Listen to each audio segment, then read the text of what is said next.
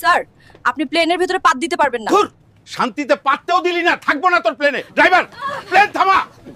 Sir আপনি তো এইসব পশু পাখি নিয়ে বিমানে উঠতে পারবেন না। আন্নে শয়তানি করেন কেন? আর পাসপোর্ট চাইলন? আই নোয়াখালী তো নাইছি, আন্ডা বেক করতে হারি।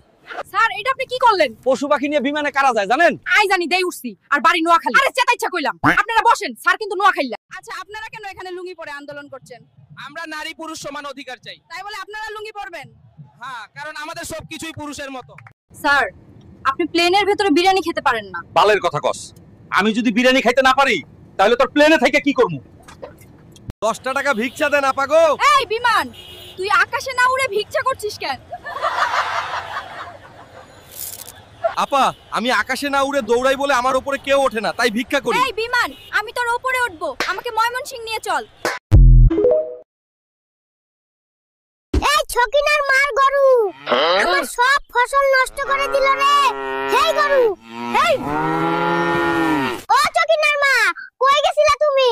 তোমার গরু আমাদের অনেক ফসল নষ্ট করেছে। কি? আমার গরু তোর ফসল